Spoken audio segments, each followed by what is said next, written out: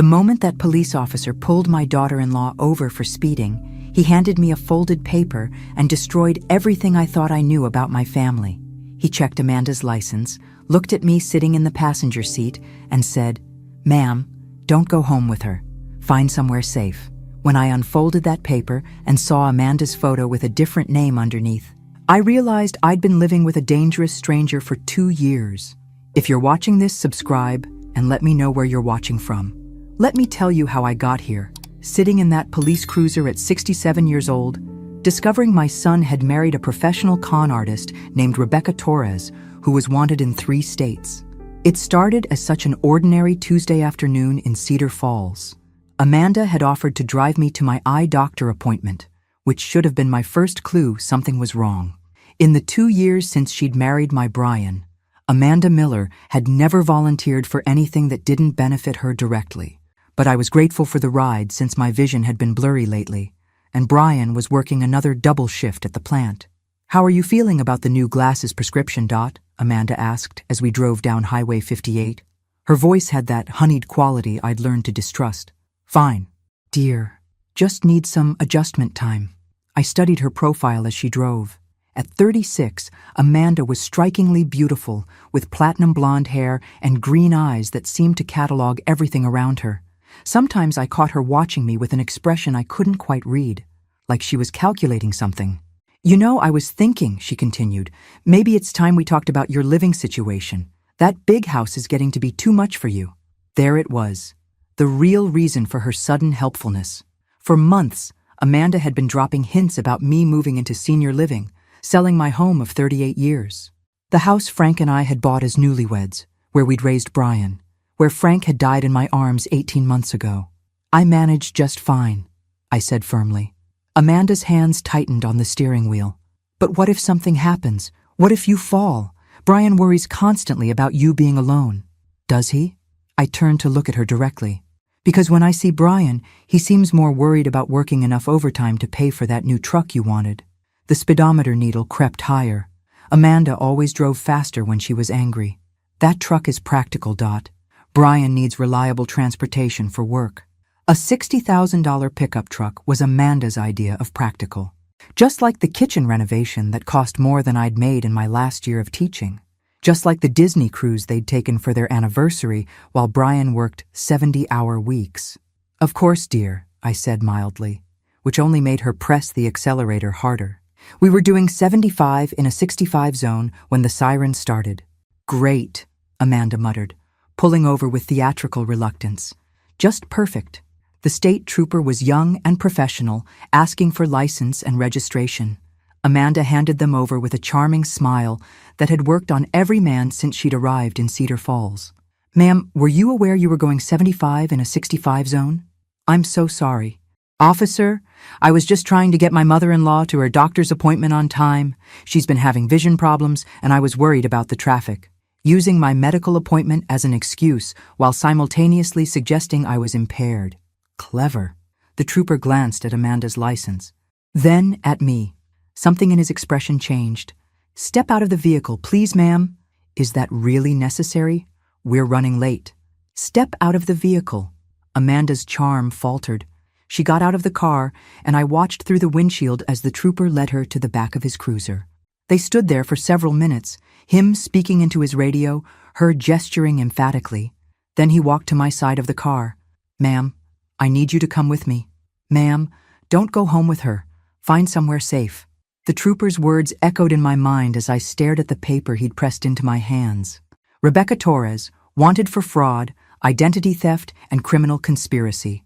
The woman in the photo was definitely Amanda, but the eyes were different. Harder, more predatory. "Officer, there must be some mistake," I said, though my voice sounded strange even to myself. "No mistake, ma'am. This woman has been using multiple identities for over a decade. Amanda Miller is just her latest creation." He glanced back toward the patrol car where Amanda sat in handcuffs, no longer the sweet daughter-in-law who worried about my vision appointments. "But she's married to my son. They have a life together. I'm sure she does. These people are experts at building believable lives. The question now is, what do you know about her activities? Has she had access to your finances? Your personal information?" My mouth went dry. Last month, Amanda had offered to help me organize my paperwork. She'd been so insistent, so helpful, staying late to sort through my files while I made dinner.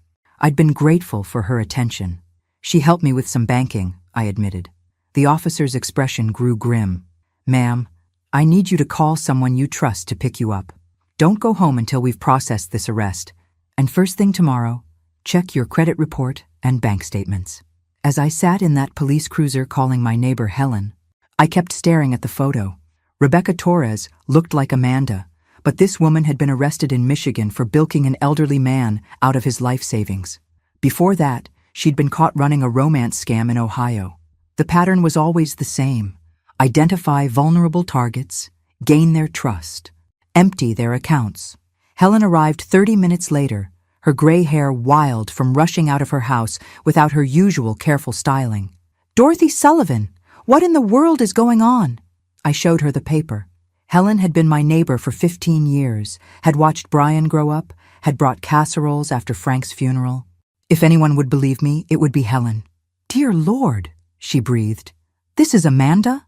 "The police say her real name is Rebecca Torres. She's wanted in multiple states." Helen studied the photo, her lips pressed thin. "You know, I never trusted that girl. Too polished, too perfect, like she'd practiced being charming in front of a mirror."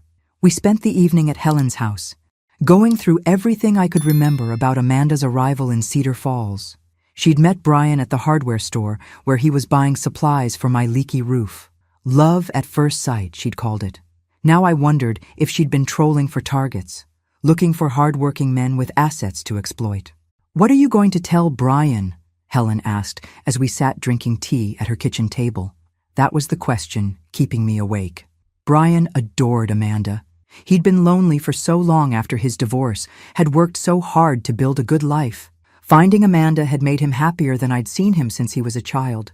"How do you tell your son that his wife is a criminal?" "I don't know," I admitted.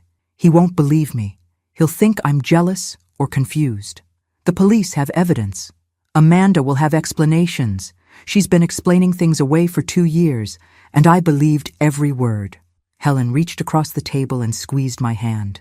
"Brian's a good man, Dorothy. When he sees the truth, he'll do the right thing."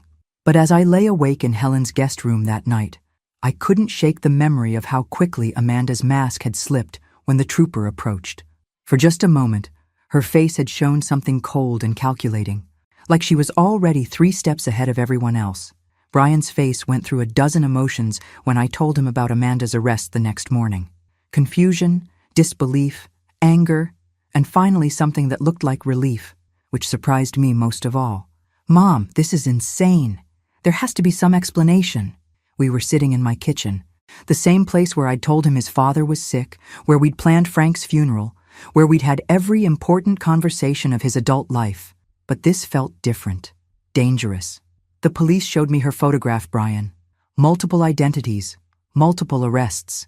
People can look alike. You said yourself your vision's been blurry. I pulled out the printout I'd gotten from the police station.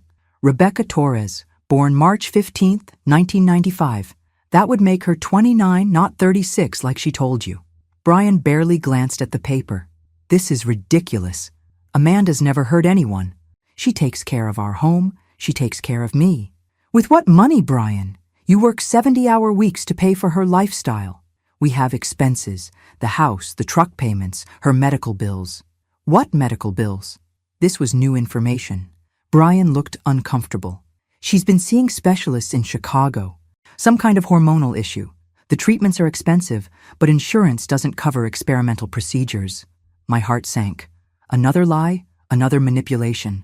"Brian, when was the last time you actually saw a medical bill, a doctor's name, an insurance claim?" "She handles all that stuff. I'm working too much to deal with paperwork." "Or she's making sure you never see the paperwork." Brian stood up abruptly, his chair scraping against the linoleum. "I'm not listening to this anymore. You've never liked Amanda, and now you're using some mistaken identity thing to attack her. I'm trying to protect you." "From what? From being happy? From having someone who loves me?" The pain in his voice nearly broke my resolve. Brian had been through so much. His divorce had devastated him, left him convinced he wasn't worthy of love. When Amanda had swept into his life with her beauty and attention, he'd blossomed like a plant finally getting sunlight. Brian, please, just look at the evidence. What evidence? Some papers from a police officer who probably made a mistake running her license? Some website printout that could be about anyone? He walked to the window overlooking my backyard, the same view he'd had as a child when he'd sit at this table doing homework. You know what I think happened? I think you're lonely, Mom. I think you're angry that I found someone who makes me happy. And you can't stand not being the most important woman in my life anymore. The accusation hit like a physical blow. That's not true, isn't it? Ever since Amanda and I got serious, you've been critical of everything. The way she dresses, how she spends money, her friends, her family. You've never given her a real chance. Because something felt wrong about her from the beginning. Brian turned back to me, and I saw Frank in his face, the same stubborn set of his jaw when he'd made up his mind about something. Amanda posted bail this morning. She's at home waiting for me, probably scared and confused about why she was arrested for something she didn't do. And instead of supporting my wife, I'm here listening to conspiracy theories from my mother. Brian, please. No, Mom. I love you, but I love her too. And right now, she needs me more than you do. He left without another word, and I sat in my empty kitchen staring at the evidence that would never be enough to convince him. 3 weeks passed without a word from Brian. I drive by their house sometimes, see Amanda's car in the driveway, the lights on in the evening, normal life continuing as if nothing had happened. She'd gotten the charges dismissed somehow, claiming mistaken identity and providing documents that proved she was Amanda Miller, born and raised in Illinois. Helen thought I should let it go. Maybe you were wrong, Dorothy. Maybe it really was a case of mistaken identity. But I couldn't shake what I'd seen in Amanda's face that day, the cold calculation behind her eyes. So I did something I never thought I'd do at 67. I became a detective. It started small. I drove to the library and used their computer to research everything I could find about Amanda Miller. Her social media profiles were perfect, too perfect. Photos going back exactly 3 years, right around the time she'd moved to Cedar Falls. Nothing before that. No childhood friends tagging her in throwback photos, no family members wishing her happy birthday, no college roommates reminiscing about old times. Most people's social media goes back years, I told Helen. Amanda's digital life started the day she arrived here. Maybe she's just private. Or maybe Amanda Miller didn't exist before Cedar Falls. I started paying attention to things I'd overlooked before. Amanda claimed to be from Rockford, Illinois, but she'd never once mentioned specific places, schools, or childhood memories. When Brian had suggested visiting her hometown for their anniversary, she'd quickly changed the subject, claiming her childhood was too painful to revisit. Then I noticed the mail. I was walking past their house one morning when I saw Amanda collecting letters from their mailbox. Most were addressed to Brian or both of them, but one envelope was addressed to Rebecca Chen. She glanced around nervously before quickly shoving it into her purse. Rebecca, the same first name as Rebecca Torres. That afternoon, I did something that would have horrified my former teacher's sense of propriety. I waited until Brian left for work and Amanda drove to her weekly shopping trip. Then I went through their garbage. Most of it was ordinary household trash, but at the bottom of one bag, I found something that made my hands shake. A credit card statement for Rebecca Chen, showing purchases in Chicago on dates when Amanda claimed to be having medical treatments. But these weren't medical expenses. Designer clothing, expensive restaurants, a hotel room for 2 people. She was living a double life, literally. But the real discovery came when I found a bank deposit slip. Amanda had deposited a check for $12,000 from something called Midwest Investment Services. The notation on the slip said, consultation fee. I researched Midwest Investment Services at the library. It was a company that specialized in helping people liquidate assets quickly, often for clients going through divorces or bankruptcy. The kind of company you'd use if you needed to convert someone's belongings into cash without leaving paper trails. My blood ran cold as I realized what this might mean.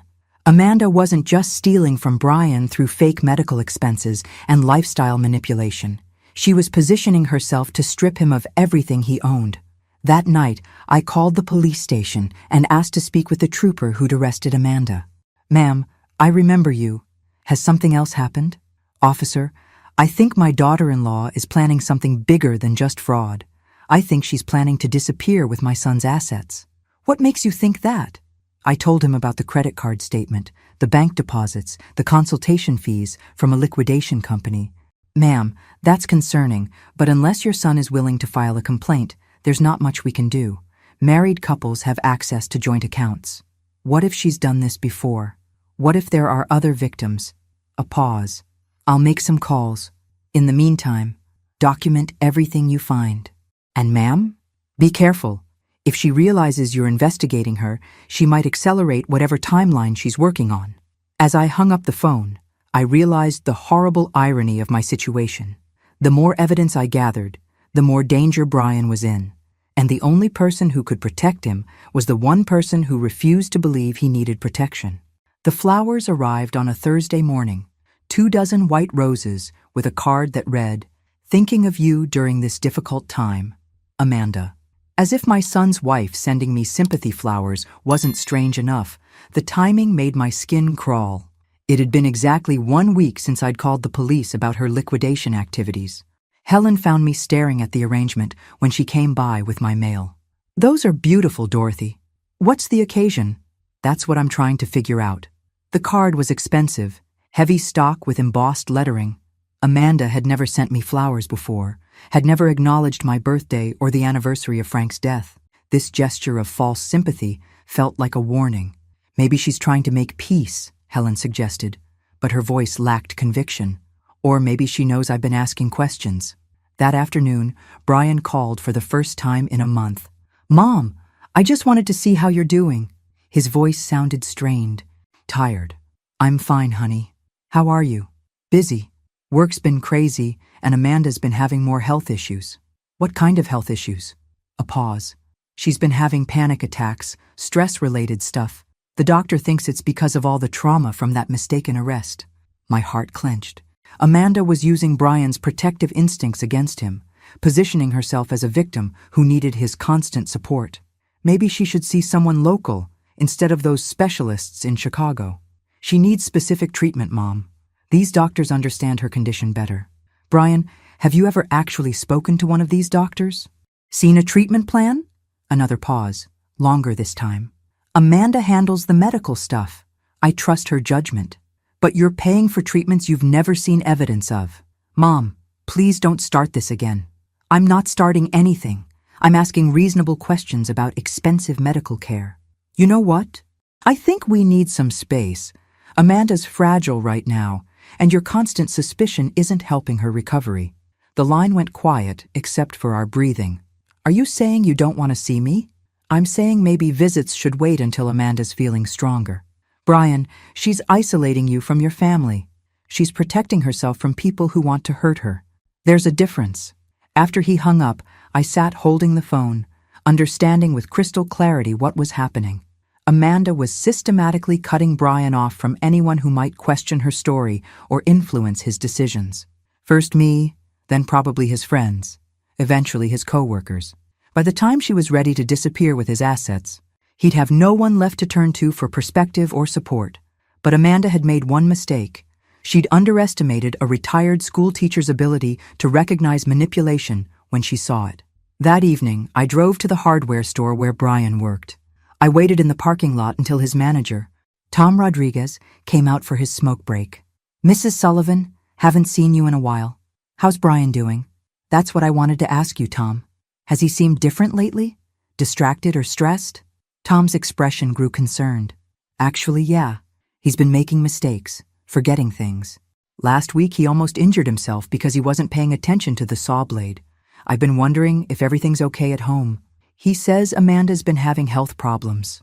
Tom took a long drag of his cigarette. "You know, that's interesting, because last month when Brian asked to pick up extra shifts to pay for medical bills, I offered to help him look into the company insurance options. Maybe we could cover more of the costs." "What did he say?" "He said Amanda preferred to handle the insurance stuff herself.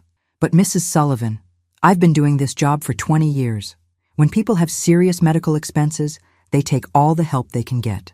They don't turn down better insurance coverage." Tom's words confirmed what I'd begun to suspect. Amanda wasn't just hiding her fake medical expenses from Brian, she was actively preventing him from discovering the truth. "Tom, if Brian seems to be in trouble, would you call me?" "Of course. That boy's like family to me." As I drove home, I realized Amanda's flowers weren't a peace offering or a warning. They were a taunt. She knew I was on to her, and she was confident enough in her control over Brian to mock my powerlessness. But she'd made another miscalculation. She assumed a grieving widow would be easy to intimidate. She was about to learn how wrong she was. The breakthrough came from an unexpected source: my hairdresser's cousin, who worked at the Illinois DMV.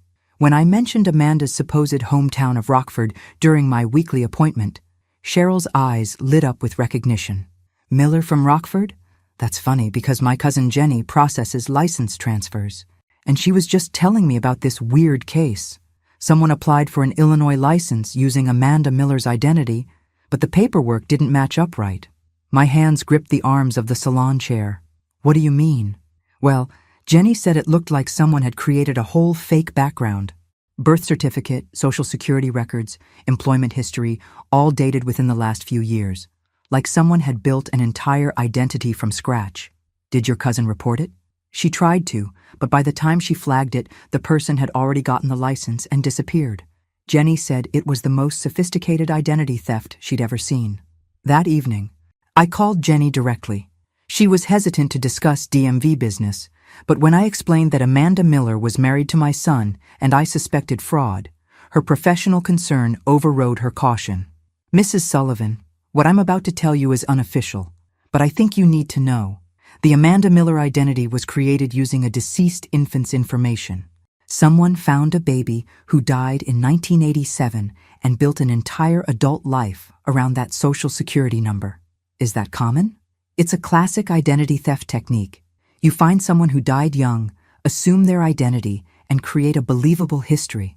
The problem is there are usually traces of the original person that don't match up." "What kind of traces?" "Medical records, school attendance, family connections. In Amanda Miller's case, everything before 2021 is either missing or fabricated." I felt sick. Not only was my son married to a criminal, but he was married to someone who didn't legally exist. "Jenny, is there a way to prove this?" "You'd need law enforcement to run a comprehensive background check. But Mrs. Sullivan, if this woman is using a stolen identity, she's probably got backup plans. Multiple identities, escape routes, financial preparations." After I hung up, I sat in my dark kitchen trying to process the magnitude of what I'd discovered. Amanda wasn't just Rebecca Torres, the con artist from Michigan. She was someone else entirely, someone who'd been planning Brian's destruction from the moment she'd walked into that hardware store. But Jenny's words about backup plans haunted me. If Amanda had multiple identities, how many other lives was she living? How many other victims were there? The next morning, I drove to the library and spent 6 hours researching everything I could find about professional con artists and their methods. What I learned terrified me. These people often worked in networks, sharing information about targets and techniques. They maintained multiple identities simultaneously, sometimes juggling several relationships at once. Most disturbing of all, they often had accomplices who helped them disappear when their schemes were discovered. As I read case study after case study, one pattern emerged clearly. The victims who fought back early had the best chance of recovering their assets and their lives. The ones who waited, who hoped for the best, who gave their tormentors the benefit of the doubt, lost everything. I drove home with a sense of urgency I hadn't felt since Frank's final diagnosis. Brian was running out of time, whether he knew it or not. That evening, my phone rang. "Dorothy?" The voice was unfamiliar. An older woman with a slight southern accent. "Yes? My name is Margaret Hayes from Louisville, Kentucky. I got your number from a police officer in Iowa who said you might be dealing with someone called Amanda Miller." My heart stopped. "Yes, she's married to my son. Honey, I'm sorry to tell you this, but Amanda Miller destroyed my nephew's life 2 years ago. She took him for over $100,000 before she disappeared." "Are you certain it's the same person?" "I'm looking at her photograph right now. Same face, different name. She called herself Sarah Peterson when she was with my nephew, but it's definitely the same woman." Margaret's story was sickeningly familiar. Amanda had met her nephew at a grocery store, claimed to be a widowed nurse, moved in within weeks of meeting him. She'd isolated him from his family, convinced him she needed expensive medical treatments, and systematically emptied his accounts. The worst part, Margaret continued, was how she made him feel guilty for questioning her. By the end, he was apologizing to her for not trusting her enough. How did you find out the truth? She got greedy and tried to refinance his house without his knowledge. The bank called him directly, and that's when everything unraveled. What happened to her? Gone in the wind. Left a note saying she'd never loved him and disappeared with everything she could liquidate. My nephew found out later she'd been maintaining relationships with at least 2 other men during their entire marriage. Margaret's revelation hit me like cold water. Amanda wasn't just planning to rob Brian eventually. She was probably robbing other victims right now. Mrs. Hayes, would you be willing to talk to the police about what happened to your nephew? Honey, I've been waiting 2 years for someone to call me about that woman. I'll talk to anyone who'll listen. As we made plans for Margaret to contact the Iowa State Police, I realized Amanda had made her biggest mistake yet. She'd assumed her previous victims would be too ashamed to speak up, too isolated to compare notes. She was about to discover how wrong she was. Margaret Hayes wasn't Amanda's only previous victim. By the end of the week, I'd connected with 4 other families across 3 states, all telling variations of the same devastating story. Amanda Miller, Sarah Peterson, Jennifer Walsh, Lisa Chen. She'd used different names, but the pattern was always identical. She has a type, explained Detective Sarah Morrison when she called from Illinois. Hard-working men in their 30s and 40s, usually recently divorced or widowed, with stable jobs and assets, but not much experience with sophisticated manipulation. That describes Brian perfectly. These women are experts at reading vulnerability. Mrs. Sullivan, they can spot emotional needs from across a room. Detective Morrison had been tracking Amanda's network for 18 months. What she'd discovered chilled me to the bone. She's not working alone. There's a group of them, sharing information about targets, teaching each other new techniques.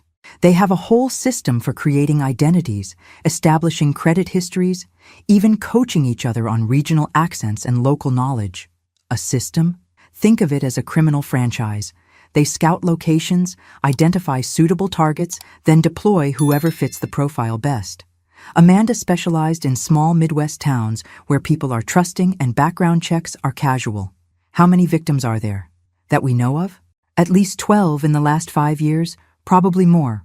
The total loss is approaching $2 million. I had to sit down. Amanda hadn't just stumbled into Cedar Falls looking for a quick score.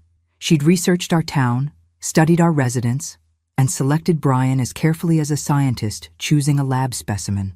Detective Morrison, what's their end game? Do they just disappear with whatever money they can steal? Sometimes, but we're seeing more sophisticated operations lately. Identity theft, credit fraud, real estate scams. One victim in Wisconsin discovered his wife had secretly mortgaged his house and transferred the deed to a shell company. My blood ran cold.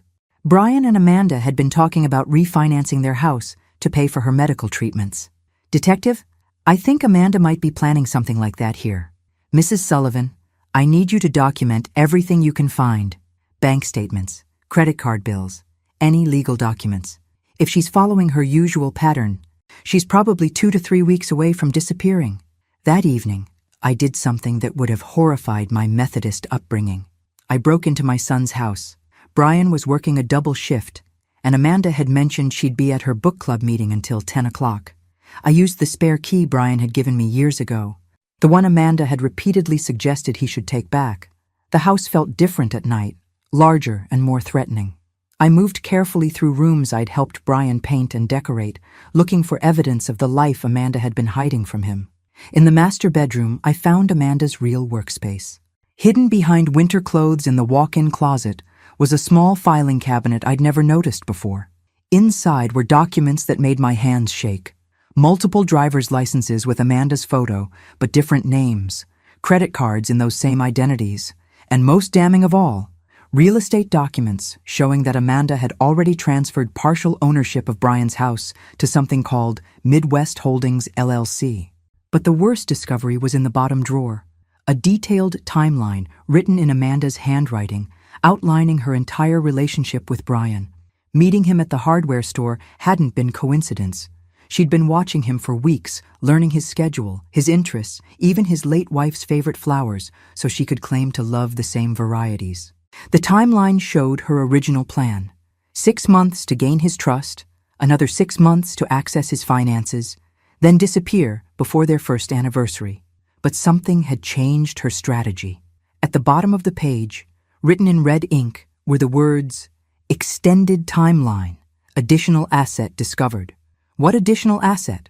Brian didn't have investments or inheritance she didn't already know about. Then I saw it.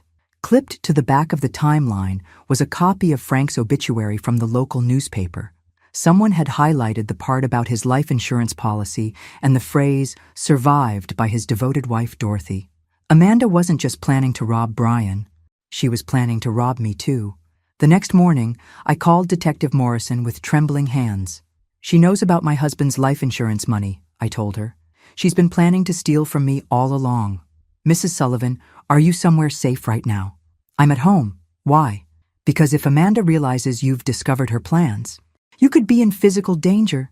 These people don't just disappear quietly when they're cornered. Sometimes they escalate."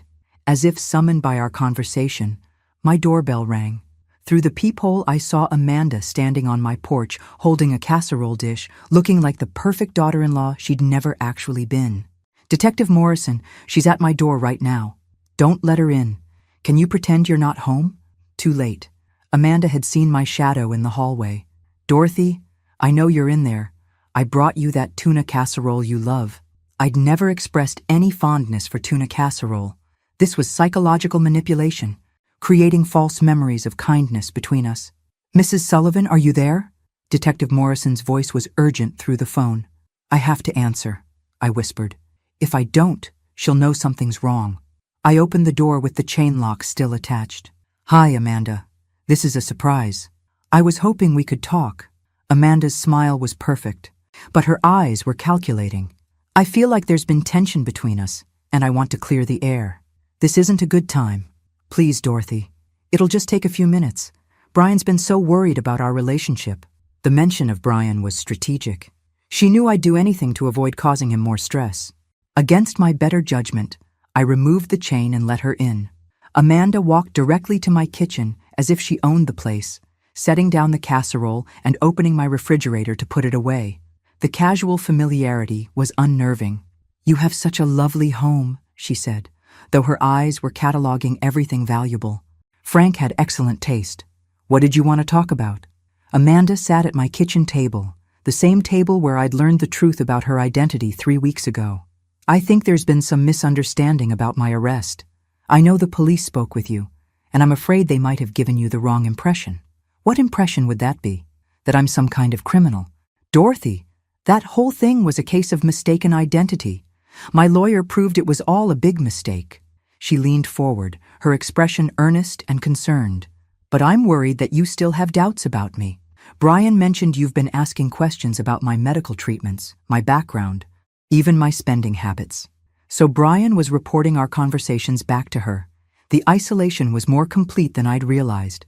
"I'm naturally curious about the people my son cares about." "Of course you are. You're a protective mother. I admire that." Amanda's tone was patronizing now, the kind of voice people use with confused elderly relatives. But sometimes curiosity can be misinterpreted as suspicion, and that creates unnecessary tension in families. "What exactly are you asking me to do?" "I'm asking you to trust me, to give me the benefit of the doubt instead of looking for problems that don't exist." Amanda reached across the table and covered my hand with hers. Her skin was cold. "Brian loves us both, Dorothy, but he's caught in the middle of whatever conflict you think exists between us. It's not fair to put him in that position." The manipulation was masterful. She was making me responsible for Brian's stress while positioning herself as the reasonable peacemaker. "You're right," I said carefully. "Family harmony is important." Amanda's smile brightened. "I knew you'd understand. Brian will be so relieved." "I do have one small question, though." "Of course. If your name is Amanda Miller, why did I find credit cards and driver's licenses in your bedroom closet with the names Sarah Peterson, Jennifer Walsh, and Lisa Chen?" The change in Amanda's expression was instantaneous and terrifying. The sweet, concerned mask vanished, replaced by something cold and predatory. "You broke into my house. I used the key Brian gave me years ago. You had no right to go through my personal belongings." Amanda's voice was different now, harder and more controlled. This was Rebecca Torres speaking, not the carefully constructed Amanda Miller persona. "Those documents belong to me. You don't understand the context. Then explain it to me." Amanda stood up abruptly, and I noticed she was positioned between me and the door. "You're not going to drop this." "Are you, Dorothy?" "No, I don't think I am." Amanda laughed, but there was no humor in the sound. It was the laugh of someone who'd finally stopped pretending. "You know what your problem is, Dorothy? You're too smart for your own good. Most of these small-town mothers-in-law are so desperate for their sons to be happy. They ignore obvious red flags. But not you. Is that supposed to be a compliment? It's supposed to be a warning." Amanda walked to my kitchen window, looking out at the quiet street. "You've been very busy lately, haven't you? Making phone calls, asking questions, playing amateur detective. I've been protecting my son. You've been ruining a perfectly good operation." Amanda turned back to me, and the woman I was looking at bore no resemblance to the sweet daughter-in-law who'd been worried about my vision problems a month ago. "How long have you known?" "Since the day that trooper handed me your photograph. Rebecca Torres, wanted in 3 states for fraud and identity theft." That was unfortunate timing. I was planning to phase out the Rebecca identity anyway, but having it surface in the middle of the Brian operation complicated things. The clinical way she talked about my son as an operation made my stomach turn. "What's your real name?" Amanda shrugged. "Does it matter? I've been so many people. I barely remember the original. Let's just say I'm someone who recognized a long time ago that playing by society's rules is for suckers." "And Brian? What was he to you?" "Brian was supposed to be easy money. Nice guy, steady job, inherited a house, probably had some savings. I figured 6 months to clean him out, then disappear." "But something changed your mind." Amanda's smile was ugly now. "I discovered he had a recently widowed mother with a substantial life insurance settlement. Why settle for 30 or 40,000 when I could get 10 times that amount? So you decided to stay." "I decided to expand the operation. Brian was useful for gaining access to you, and you were the real prize. A lonely widow with money and no one to protect her interests." The casual cruelty of her planning took my breath away. She'd spent 2 years studying my grief, my vulnerabilities, my relationship with Brian, all so she could rob me more efficiently. The medical expenses were fake, every single one, though I did enjoy those trips to Chicago. Amazing what you can do with a fake medical excuse and a trusting husband. And the book club meetings? Training sessions mostly. Learning new techniques, sharing information about targets. We have quite a network. Dorothy, professional women helping each other succeed in a male-dominated world. Her joke about criminal conspiracy being feminist empowerment would have been funny if it weren't so chilling. "What happens now?" Amanda checked her watch. "Now you're going to help me accelerate the timeline. Brian won't be home for 4 hours, which gives us plenty of time to visit your bank. I'm not giving you my money." "Yes, you are. Because if you don't, Brian's going to have a very tragic accident at work tomorrow. Industrial accidents happen all the time at hardware stores. Saw blades malfunction, heavy machinery tips over, electrical systems spark. The threat against Brian hit me like a physical blow. You would hurt him? I would do whatever necessary to protect my investment. Brian's been useful, but he's not irreplaceable. You, on the other hand, are sitting on a substantial nest egg that I've spent 2 years positioning myself to access." Amanda pulled her cell phone from her purse and showed me a text message thread with someone named Marcus. "My business partner is very good at arranging accidents. All I have to do is send him Brian's work schedule. The police know about you. Detective Morrison in Illinois has been tracking your network." "Sarah Morrison?" Amanda laughed again. "Dorothy, Sarah Morrison doesn't exist. That was my partner Marcus using a burner phone. We've been monitoring your calls and leading you around by the nose for weeks." The revelation hit me like ice water. Every conversation I'd thought I was having with law enforcement had actually been with Amanda's accomplices, feeding me just enough real information to keep me believing while steering me away from genuine help. "The other victims, Margaret Hayes?" Oh, Margaret's real enough. But she's not talking to police, she's talking to us. We keep in touch with previous marks to see if they're causing problems. I felt sick. Amanda's network wasn't just stealing money. They were monitoring their victims indefinitely, making sure no one could expose their operation. So, what now? I asked, though I was already calculating distances to doors and wondering if my 70-year-old legs could outrun a woman 30 years younger. Now we're going to take a little trip to your bank. You're going to withdraw everything from your savings account. And then we're going to transfer ownership of this house to a shell company I've already established. And then? Then you're going to have a very sad accident. Natural causes, probably. A heart attack brought on by the stress of financial problems. These things happen to elderly people all the time. Amanda was no longer pretending to be anything other than a cold-blooded predator. Brian will inherit everything, of course, and as his devoted wife, I'll help him through his grief while managing his expanded assets. He'll figure out what you are eventually. Maybe. But by then, I'll have what I need and enough time to disappear properly. Brian can spend the rest of his life wondering what happened to his mother and his wife. Amanda moved toward me, and I realized she was probably carrying something to ensure my compliance. A weapon, drugs, some means of forcing me to cooperate. But Amanda had made one crucial mistake in her planning. She'd assumed that a retired schoolteacher would be helpless in the face of physical threats. She'd never considered that a woman who'd spent 30 years managing teenage boys might have learned a few things about handling dangerous situations. You know what, Amanda? You're absolutely right about one thing. I stood up slowly, keeping my movements calm and non-threatening. I am too smart for my own good. Good. Then you understand the situation. I understand it perfectly. You're a professional criminal who's been planning to murder me for my insurance money. I walked toward my kitchen counter, where I kept my medication organizer. But here's what you didn't consider in all your clever planning. Amanda watched me warily. What? You assumed I'd be too scared or too confused to fight back effectively. I opened my medication organizer and pulled out what looked like my daily blood pressure pills. But you see, I never actually took the blood pressure medication my doctor prescribed. What are you talking about? I've been dealing with anxiety since Frank died. Severe anxiety. My doctor gave me something much stronger to help me sleep. I held up the small pills. Lorazepam. Very effective for panic attacks. Also, very effective when dissolved in someone's drink. Amanda's expression changed as she realized what I was saying. You drugged the tea. I drugged the casserole, actually. The one you insisted on putting in my refrigerator yourself. I figured if you were planning to poison me, I might as well return the favor. As if on cue, Amanda's hand went to her forehead. The lorazepam I'd mixed into the tuna casserole would be taking effect about now. You're bluffing. Am I? How are you feeling, dear? A little dizzy? Having trouble focusing? I smiled at her with all the sweetness she'd been faking for 2 years. Those symptoms should get much worse over the next few minutes. Amanda grabbed the edge of the table for support. You drugged me. I protected myself. There's a difference. I'll call Marcus. He'll come get me. With what phone? I held up Amanda's cell phone, which I'd palmed from the table when she was busy threatening my son's life.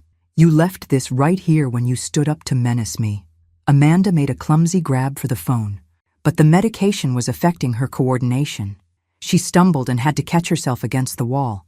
You think you're so clever, but you have no idea what you're dealing with, she slurred.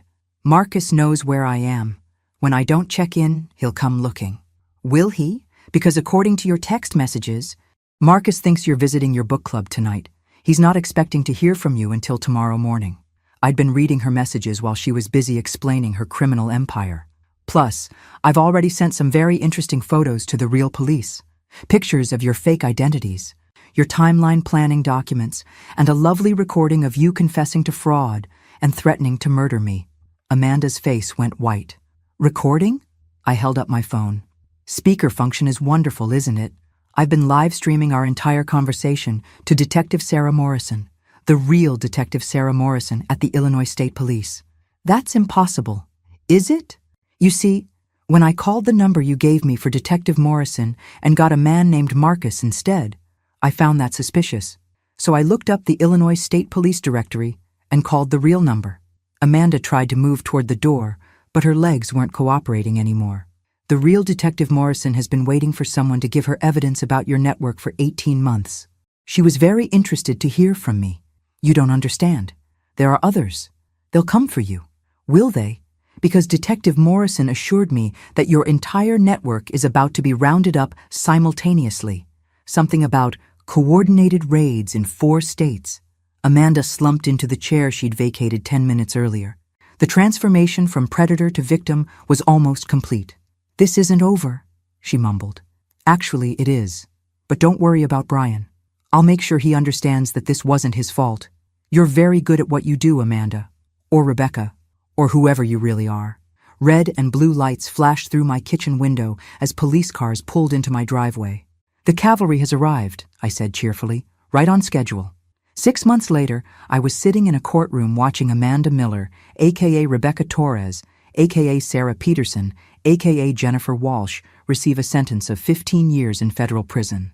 Brian sat beside me, still processing everything that had happened. "Mom," he said quietly as we watched the marshals lead Amanda away, "I'm sorry I didn't believe you. You loved her. That's not something to apologize for. But you tried to warn me, and I treated you like you were some paranoid old woman." I patted his hand. "Brian, honey, what you experienced is called psychological manipulation. It's not your fault that you fell for it.